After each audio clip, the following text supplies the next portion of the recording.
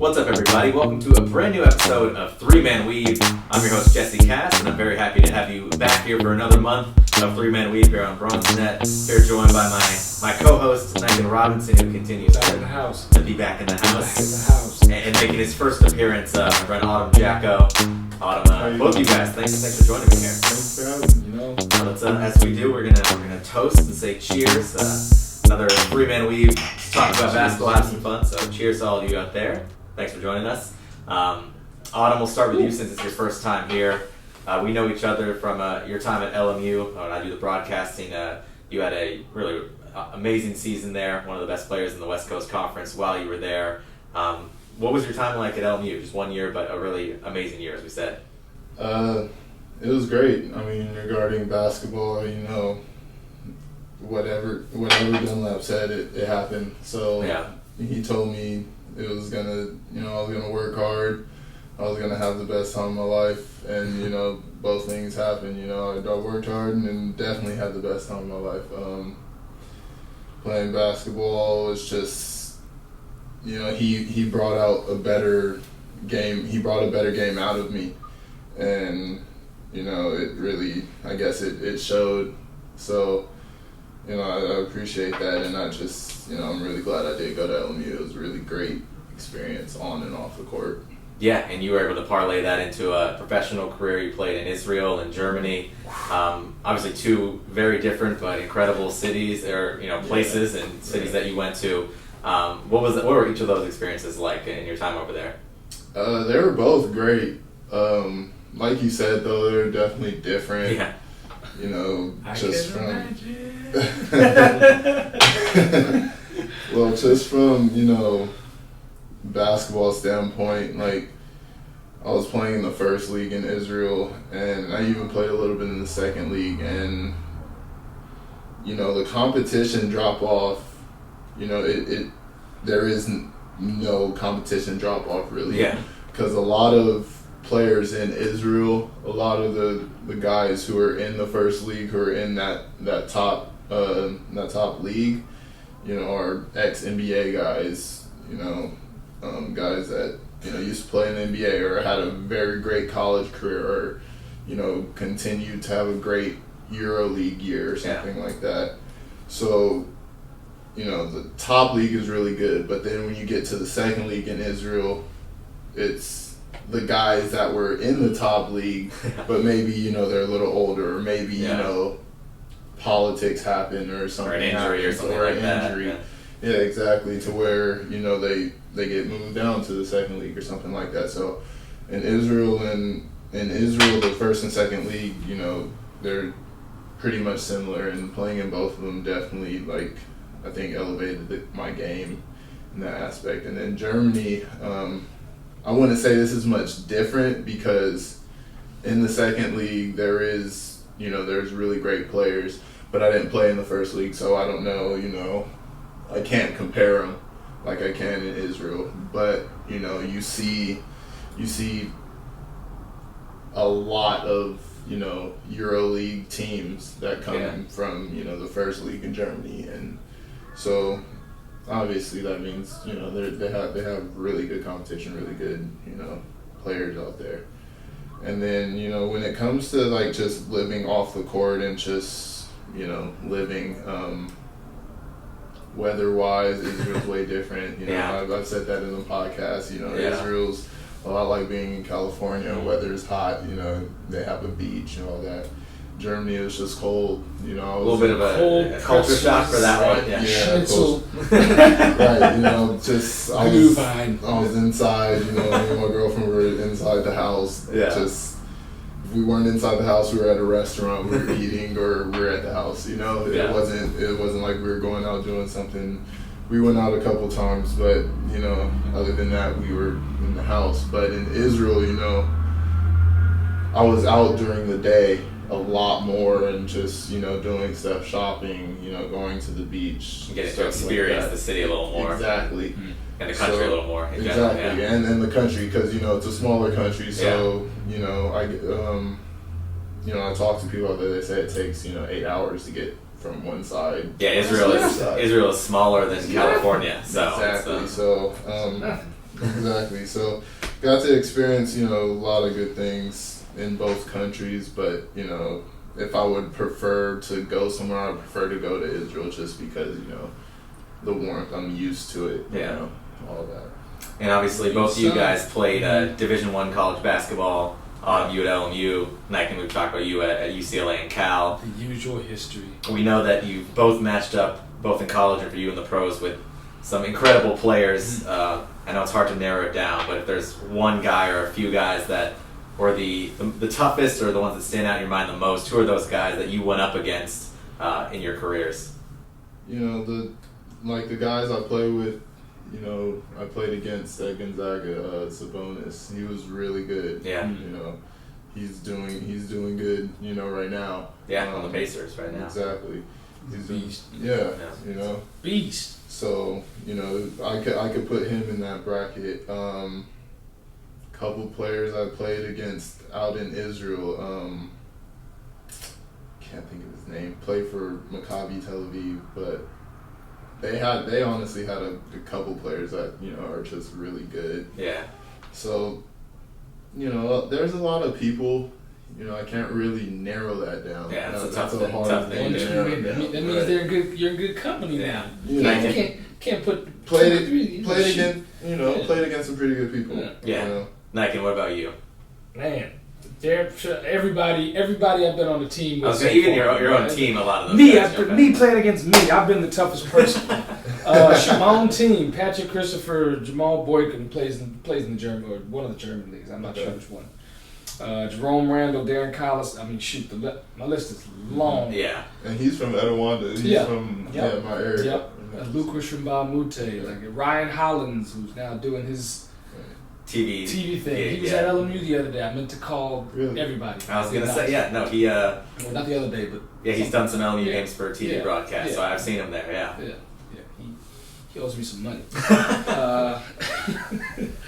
But the list is long. The list is long, man. The list is long. Yeah. In Adom, you obviously mentioned your time at LMU was great. You outside of just being a dunker, I don't want to just categorize you as that because you were a great player. You could shoot the ball, you could rebound, but you did throw down some amazing dunks.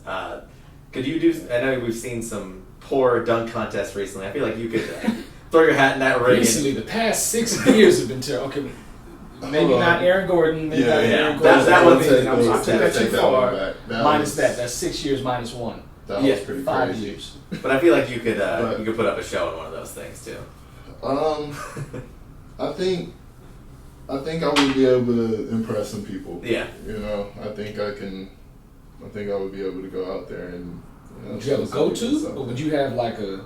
Would you have a go-to? Would you have a number of things you're like, okay, the first dunk I'm a windmill, the second dunk I'm gonna go between the legs. That's the thing. I tried that before. Like there was a dunk contest in Israel, and I tried the whole plan out thing. I had 3 dunks I wanted to do, and I worked on them after practice. Like I'm trying to win this thing, and it didn't turn out like. I did one of those dunks.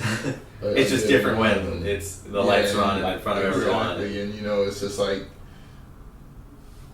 when you're just by yourself or when you're at practice or your teammates, it's just like, oh yeah, I think this would work, but then you get in the crowd and it's like, actually they might feel this a little better. Yeah. So but you got a list though. But you do have a list. Yeah, I do have. Pull this out.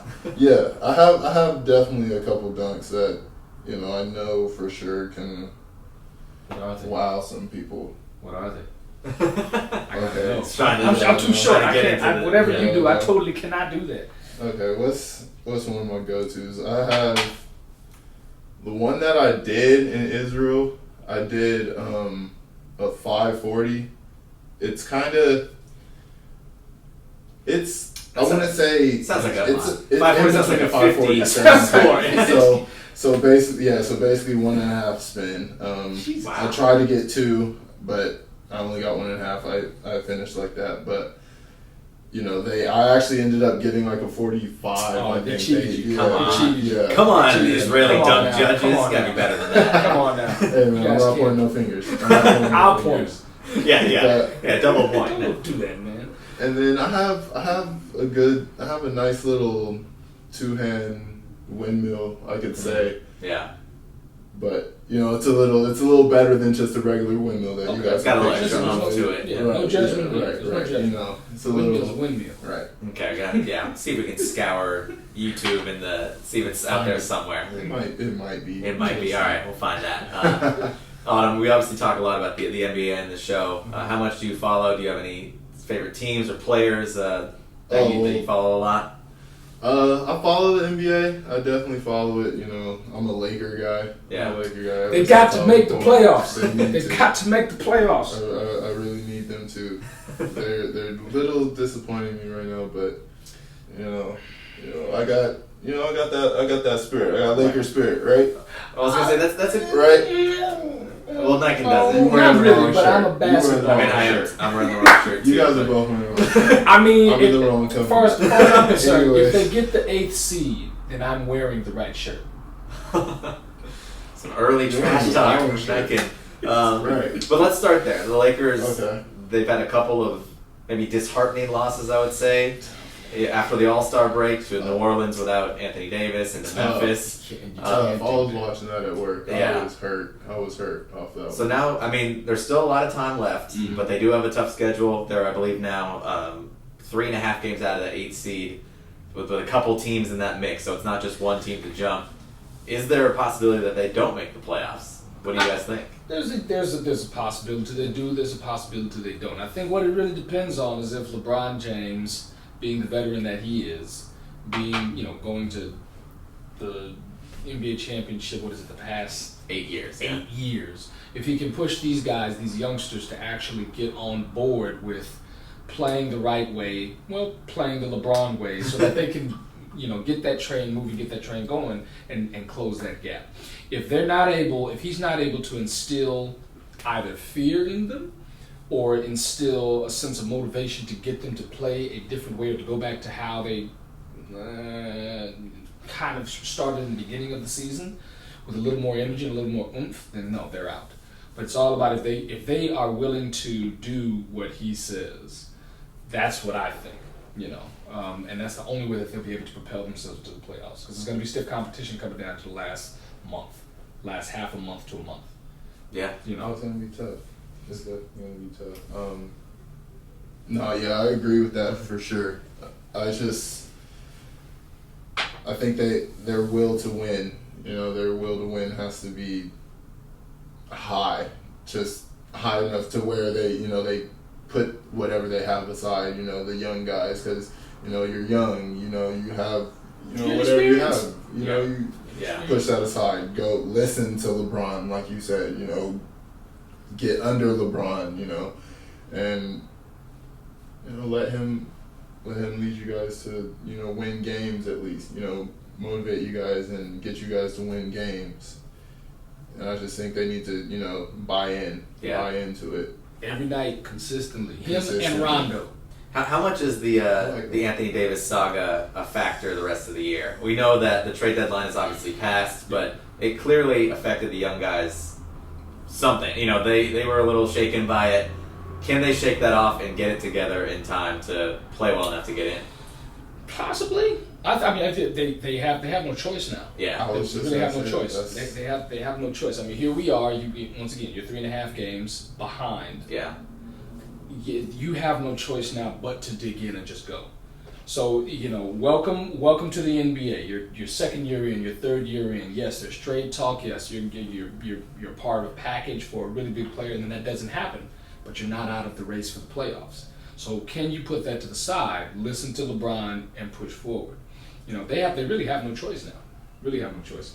The Lakers messed that trade up, but they have no choice. Yeah, I mean we'll get to that in a moment too. But as you said, the 8th seed is something that is tough because you're going to get rocked by the Warriors. But within 6, 7, and 8 is a 1 to 2 game difference. So if you can get that 7 or 6 seed, then you have a chance to actually make some noise in the playoffs. any of these teams. That's a good point.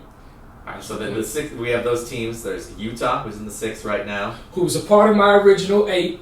Just to throw that out there. We got the Clippers, who Utah. just snuck up to the 7 because the Spurs just dropped to 8. The Kings are right there behind at 9, and then the Lakers at 10, and then Minnesota is also right there at 11. So, who are the teams that make it, and who doesn't? Who's your 6, 7, 8? So in the beginning, a couple of months ago, we talked about who the 8 were, and so far I have done okay. The Rockets, I messed up. Yeah. Minnesota's not. I knew you messed that one up when you said I don't know what I was thinking. Chris Paul wasn't there. I was like, I don't like their style of play, and it's not gonna, it's not gonna sustain itself for the remainder of the playoffs. But I cut them short. Minnesota's not making it. Utah will make it. Unfortunately, Dallas will not make it. Yeah, we didn't even mention Dallas. That's a whole other conversation.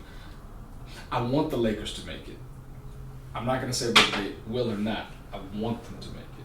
Now you got to give us the 6, 7, 8. Who's in it? Clippers at 6. Clippers at 6. 7 is Utah.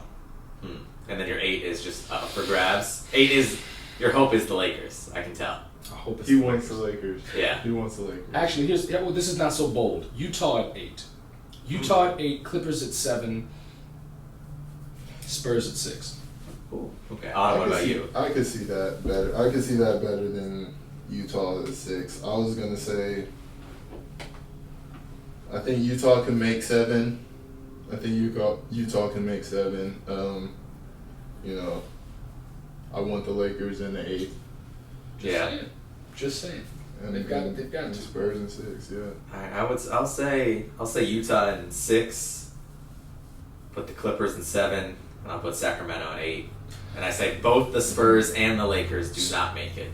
So once I know it's blasphemy to bet against the Spurs because it's been years since we were So I forgot children about 5. since they didn't make the playoffs. Can I have 5? I mean, 5 I believe right now is Houston, but yeah, they're also Never mind. There's a couple game difference. So.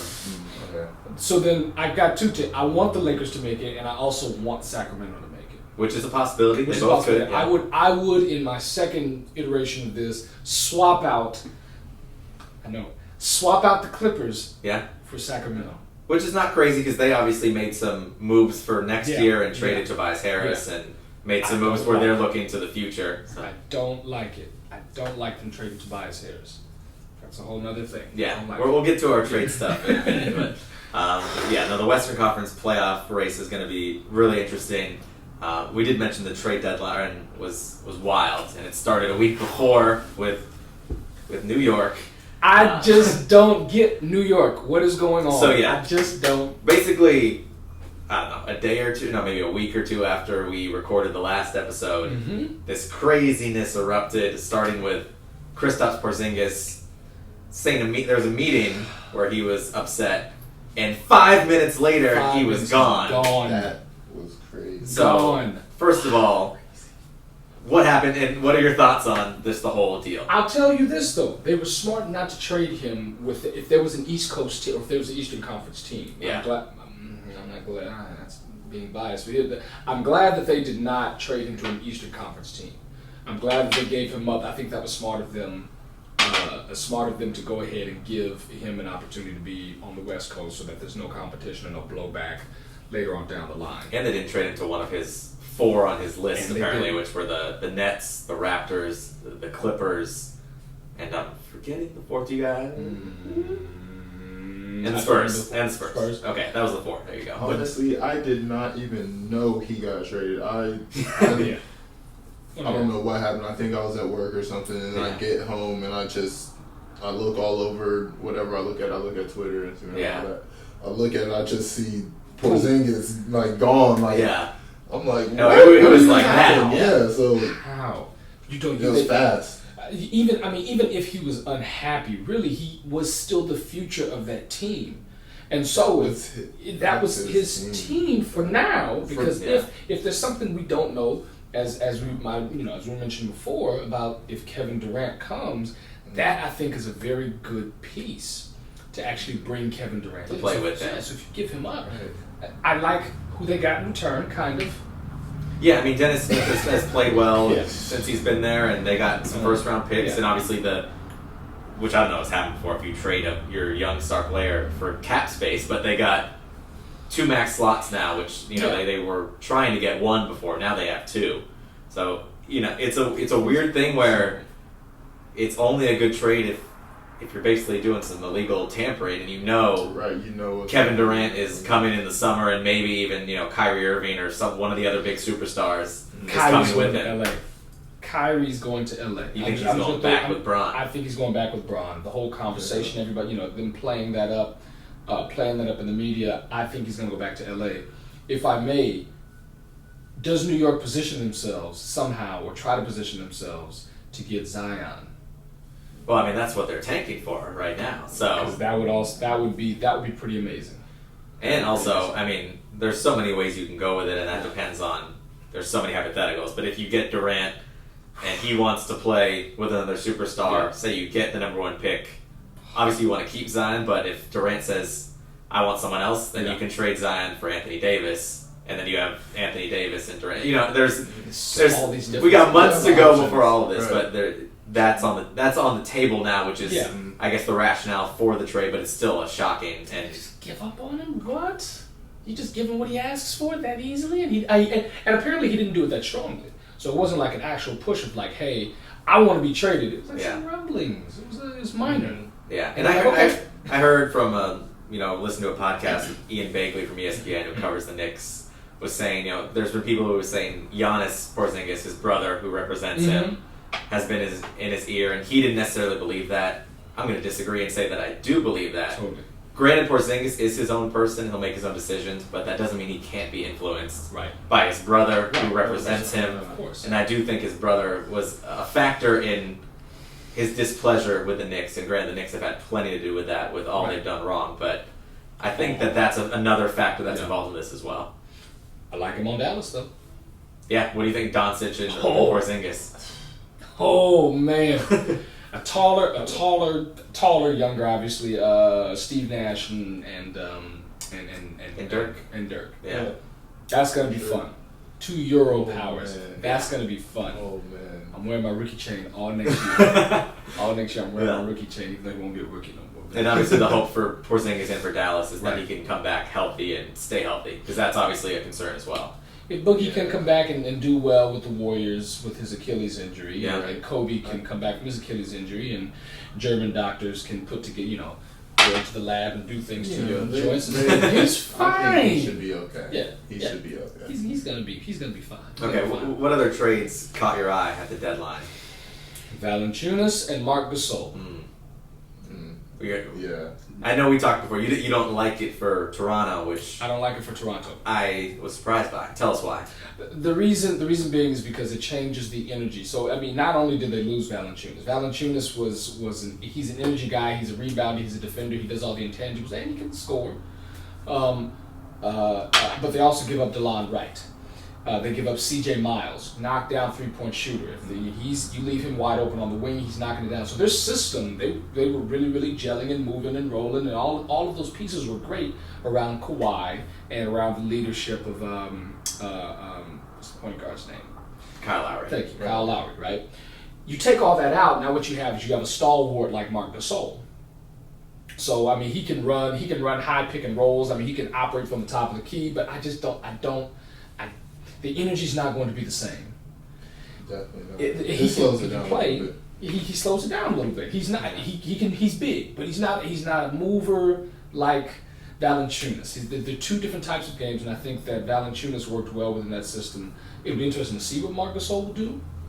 They've had 1 game under their belt already. Yeah, at least a couple, I think. Yeah. So I mean, we'll see when Kawhi, plays next game. We'll see what happens. But I don't like the energy. Did you like it for Toronto, or what do you think? Honestly, like you said, I don't like the change in energy. I like what they're doing. I like how they have, they have Kawhi, they have Mark. But, that energy is a big thing, especially, in this league, in that league, DeLon Wright, Derlon, right? Or Yeah. Darren, his brother, I forgot. But yeah, he could go. I forgot I played against him in junior college. Oh, yeah. So we're gonna put him Yeah. on the list. I was gonna say as soon as you said his name, got him. Yeah, he's on the list. Check it off. So, but yeah, he could go. Valanciunas, energy guy, high energy guy. CJ Miles, like those guys, like that's something you can't. Not a lot of guys play like that. You know what I'm saying? Not a lot of guys do stuff like that. You can't really replace that. So yeah, you did bring in a great player in Marc Gasol. Of course, a great player, like you said, high pick and rolls. He could hit the shot. He could, you know, Shoot, you do that. He could do it all. You know, but the energy it's just different. It's a different type of game. Yeah, I mean, this late in the season, it's a big shift for sure. But as we like to do, the little devil's advocate. And the thing is, it's a little late, so it's hard to adjust. Yeah. You know, But I do think players- talent-wise, it could be an upgrade. You know, Marc Gasol, as you said, he can shoot the ball better than Valanciunas can. He can pass it better. Yeah. He's a little slower. But I also think if for whatever reason it's not working out in you know a certain matchup, they can still go to that lineup with Ibaka at the 5 and Siakam at the 4 and still have that same chemistry with that. And they added Jeremy Lin off the buy-in market, who gives you another really energetic bench guy who can fill that role a little bit. So I guess these are more pointed spark plugs. Yeah. It's, you know, they're not necessarily high energy guys. You know, for the entirety of the game. What they are, it's just they're spark plugs that come in and do specific things at a very high level. Marc Gasol is going to dominate big men. Like that's what he's going to do. Yeah. I just such a shift in energy. It could be an upgrade and it could work. Just off the top, I don't like it. Though a 2-man game with him and Kawhi Leonard is going to be fun to watch. That'll be cool. That's gonna be great. Oh. I like that for sure. Kyle Lowry and his tough nose, hard nose playing, like it's gonna be fun. It's gonna be a lot of fun. I still don't like it. Yeah. All right, we're running out of time, so before we get out of here, since we've been talking about it, I think we probably know the Warriors are getting out of the West, but who's getting out of the East? Since we have these trades, we know Milwaukee added Mirotic. We know, obviously Philadelphia made the big trade with Tobias Harris. Toronto made their move. Yeah. Who out of the 4 is pretty widely expected that it's Boston, Toronto, Philly, and Milwaukee. Who do you have getting out of the East and meeting the Warriors in the finals?